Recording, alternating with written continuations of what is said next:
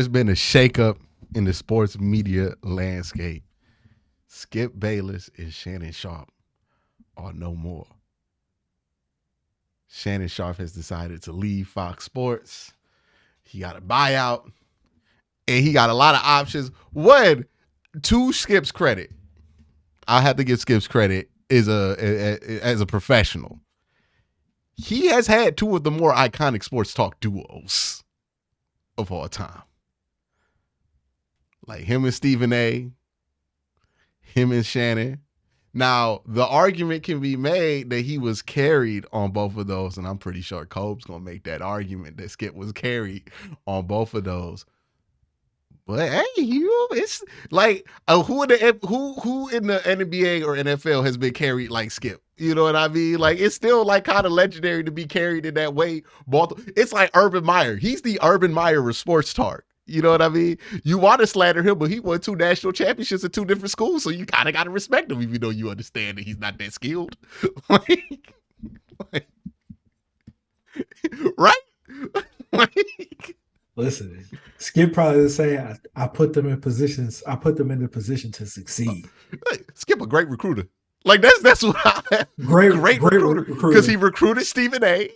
and he recruited Shannon. He's a great recruiter. You know what I mean? But when it comes to maintaining those relationships, it's a little bit more difficult.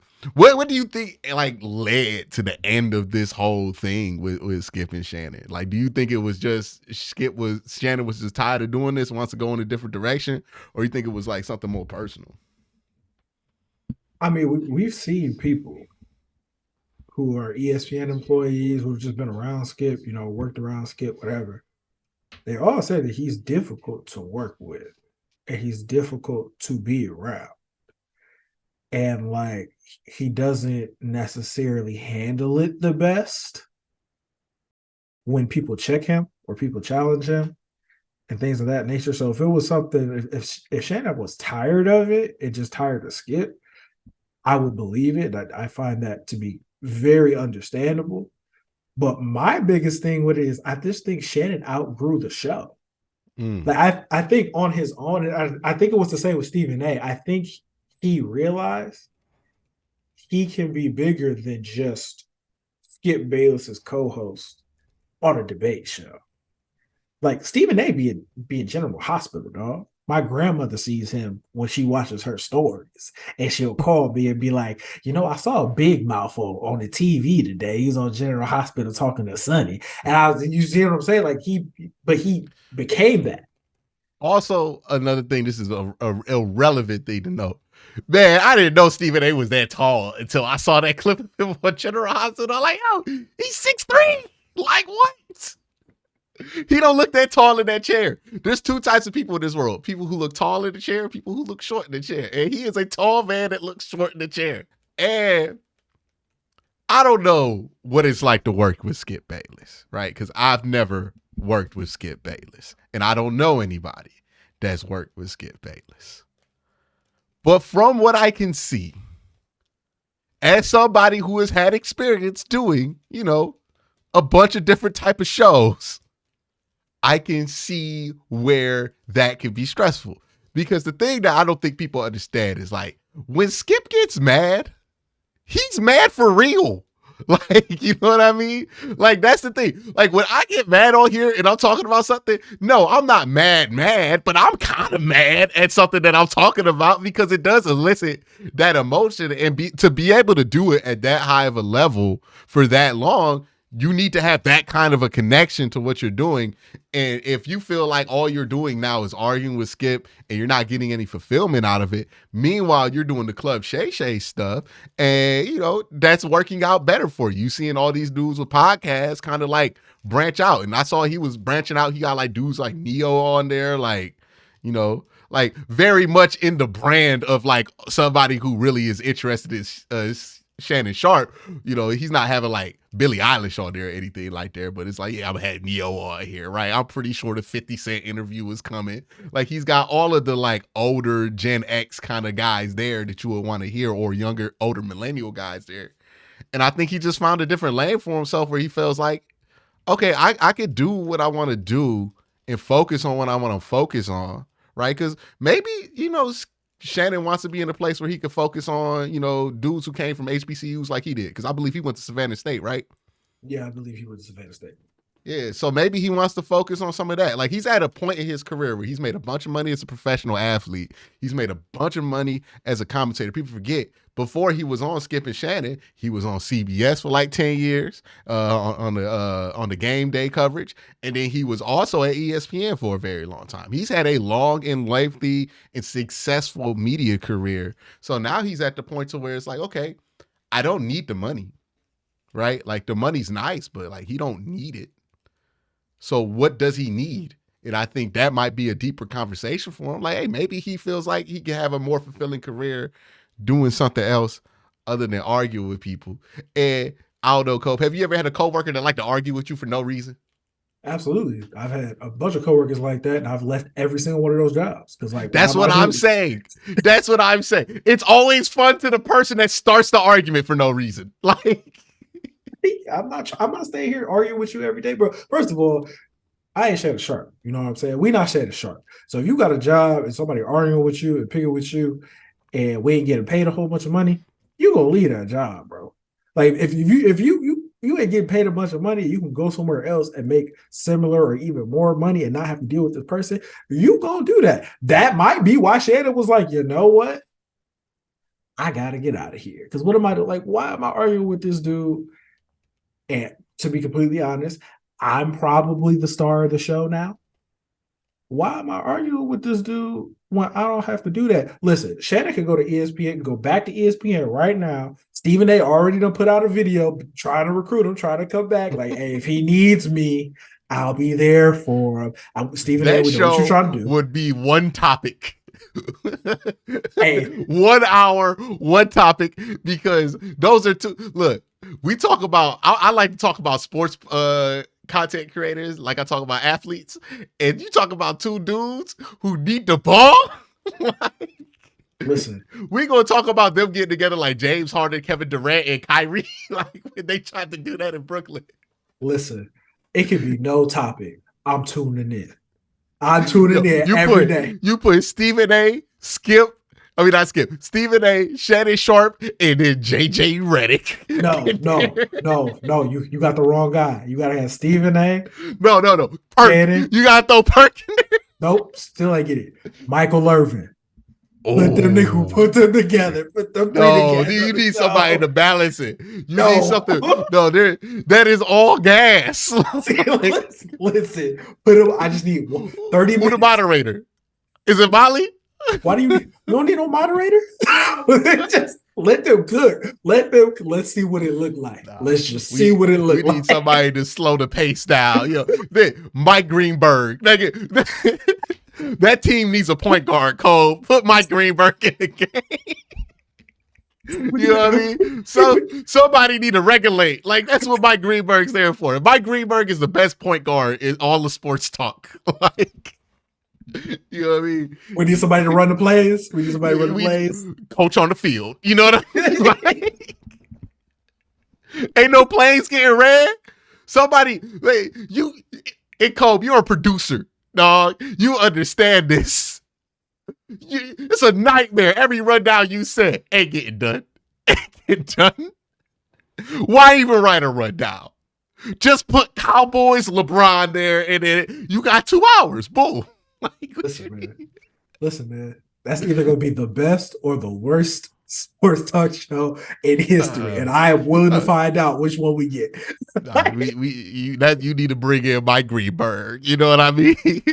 Remember the Cavs had to get Jose Calderon because somebody just needed to pass the ball. Like, that's what you need to go ahead and get you a Mike Greenberg or somebody like that. You know, they only got a couple point guards, and we don't talk about this enough with Skip Bayless because we usually talk about his critiques on other players, not necessarily the critique on him.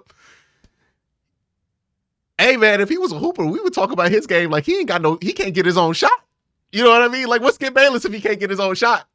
Like, he had his own shot though. It's just not falling no more. No, well, I'm saying, like, even back then, like, when did Skip Bayless blow up?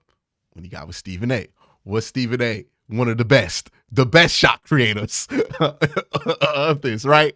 Can make something out of nothing. One of the best shot creators in all of sports, right? Sports talk, my bad. Then he gets with Skip. Skip out here getting his own shot. Have you ever seen you ever see Skip get his own shot like that? You know what I mean?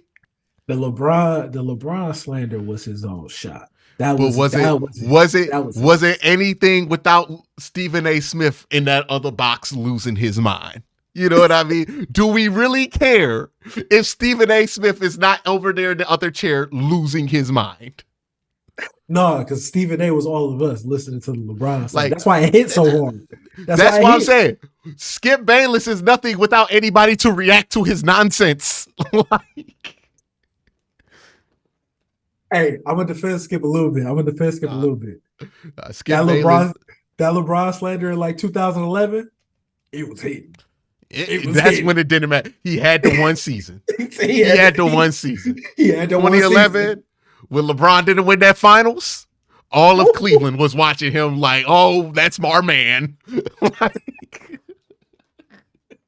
Hey, I ain't gonna lie. He was cooking that year. He was cooking. He had the 2011 season where he got his own shot. I'll give him that.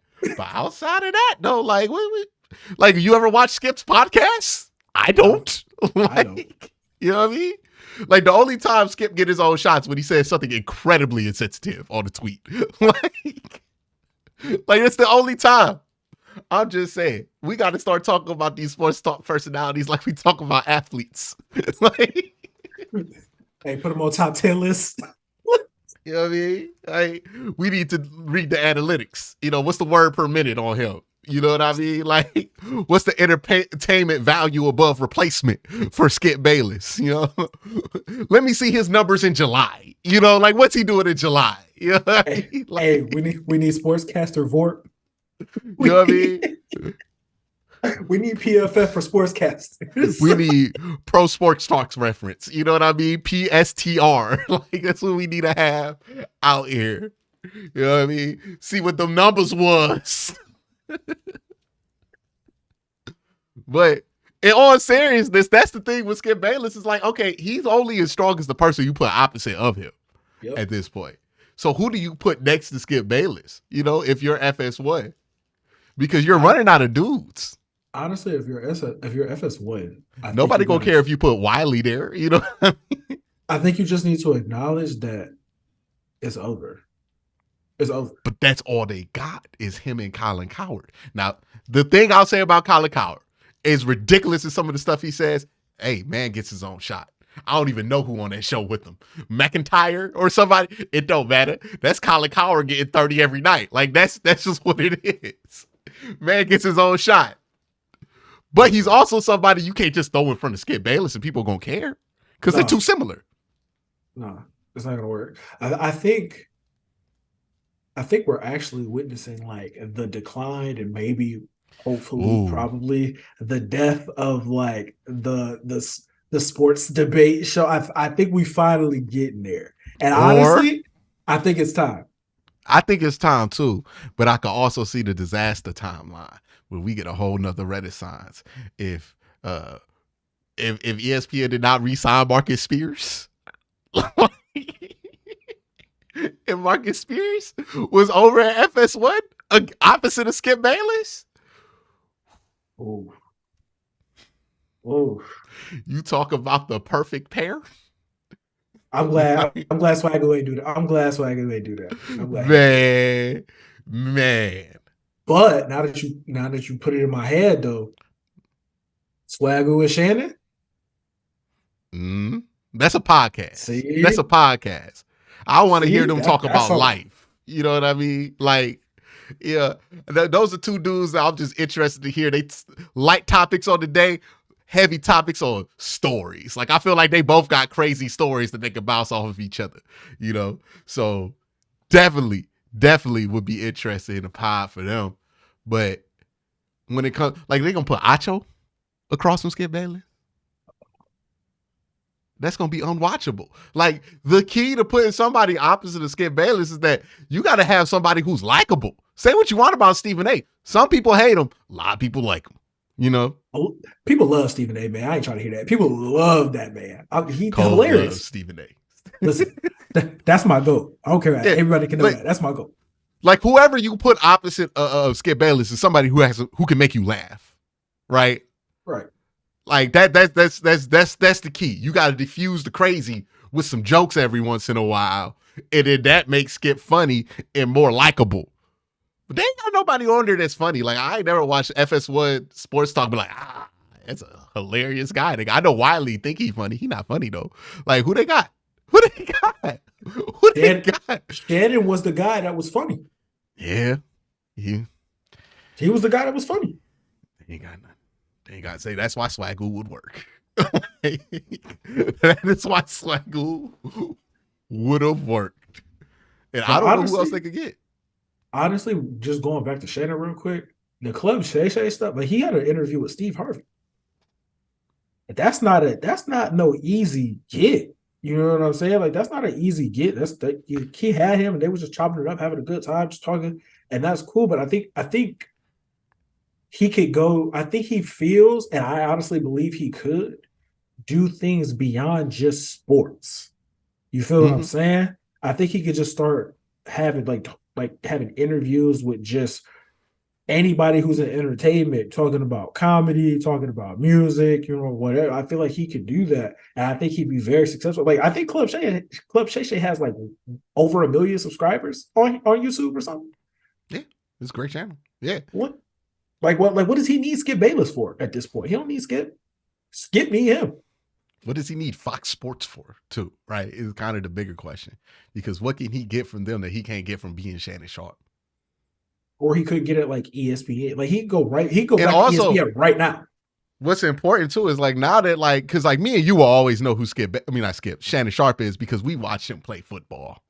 And people forget Shannon Sharpe was that dude when he was out here playing football. And it don't matter what year, he was good every year. Didn't matter what team, he was good on every team he was on. He was always entertaining, right? So we know Shannon is a player, and as like right after he retired, he went into sports talk. But there's a whole generation of like kids younger than us that are like they know Shannon I keep messing up the names, but they know Shannon from the show with Skip. So now he's introduced to a whole nother demographic of people, and it's like again, he don't really got to work that hard if he don't want to. He don't like he's at the point to where he's made enough to where it doesn't have to be the driver of the decision. And like whether it's successful or not, I don't think it matters. He just want to do what he wants to do. And I think this is the point in time where he can just do what he wants to do. You know, I also think he would like to not be so much in the spotlight to where he shows up to a game and somebody daddy try to fight him. Like, you know what I mean? Like, I think it's too late. It's too late for that, dog. Once you get to that point, that's where you are. It is what it is. See, it is what it is. He there now. Could not stand that. He there now. It is. You know how stupid you got to be to decide you gonna fight Shannon Sharpe. What's the thought process behind that? Like, first of all, you got to be drunk. I was listening to Bo Body Jones' podcast. He was like, "Man, that dude grew up with no indoor plumbing. That is not a man you fight." Right? Have people just like seeing Shannon Sharpe? Because if you see Shannon Sharpe, you would be like, "Nah, I ain't about to fight him. Especially if you T Morant, like you know what I mean. You have no chance of winning that fight, dog. Zero if people chance. say, "Look, I'm gonna just put this out here in the audience." If people say you look like Usher, you're not a fighter. You know what I mean? Like, it's cool. It's cool. You're not a fighter. Like, if people say you look like Usher, you definitely should be trying to fight one of the greatest tight ends in NFL. Yeah, like, that's not you're definitely not at the point to fighting Shannon Sharpe. Yeah, okay? Like, if people cop you to Usher, and there's no shame in being cop to Usher, it probably works brilliant for you in a lot of other ways. But not that kind of way, okay? Not with Shannon Sharpe. You know what I mean? Looking like Usher is not gonna help you in this situation whatsoever. No, man, that is actually a detriment to your situation right now. You know what I mean? Yeah, but that's just what it is. I'm just saying. So if you're in the audience and people like, you look like Usher, all right, you need to pick your lane in life. You know what I mean? Don't be trying to fight nobody. Don't be trying to prove nothing. Like, don't be trying to prove nothing. That's not what God gave you the tools for. You know what I mean? Like, the tools. Yeah. Just gotta be comfortable with who you are, what you meant to be. That's all I'm saying. That's all I'm saying. You know what I mean? It is not that many people that can fight Shannon Sharpe. I don't think there's anybody that could just be out here like, oh yeah, I'm gonna fight Shannon Sharpe. I'm like, oh, I want to see that. Like, no. Outside Also, like, Coach, professional fighters, he's an undersized tight end who was in the league for a very long time and made the Hall of Fame. He's 6 foot tall. He played tight end. Yeah, he's not tall. I think he might be 6'2", but he's so big he looks 6 foot. But he's either way, he's like a good 3 to 5 inches shorter than most tight ends in the NFL. I thought he was like 6'2". He played for a long time, bro. He played for a long time, and the brother could block. And here's the crazy part. He didn't have to. For most of his career, nobody was checking for how he was blocking, right? But he was an excellent special teamer on the defensive side, and he was an excellent blocker, as well as being one of the better receiving tight ends in NFL history. That is not a man you want to fight. He achieved all of that undersized in the NFL. Like, this is what I be saying about Charles Barkley. You don't want it with Charles Barkley, dog. Like, hey. Why you don't want it? Why you don't want it with Charles Barkley? That brother was 6'4" rebounding, like rebound champion in the NBA. Nah, there is a want to. Okay. I bet Shaq was like, I'm about to box out Charles Barkley. He found out. Nah, man. Charles Barkley out here pushing, dog. Pushing. Relentless. Moving them feet constantly. People think Chuck lazy. Chuck not lazy, dog. He led the league in rebounding at 6'4". You don't get that by being lazy. You don't want it with these undersized athletes, man. Anybody that's in the league that's undersized, you don't want it with. Hey, bro, the audience will not know the conversation we had about Charles. They will never know. You know? But I'll just say to them to put the pieces together if you want to know. That man was 6'4" and he out-rebounded 7-footers in the NBA consistently. Where do you think, or how do you think he possessed the ability to do such things in the NBA? What physical advantage did he have? Because it wasn't height. Like, to get on them rebounds. Shout out Soulja Boy. Yeah.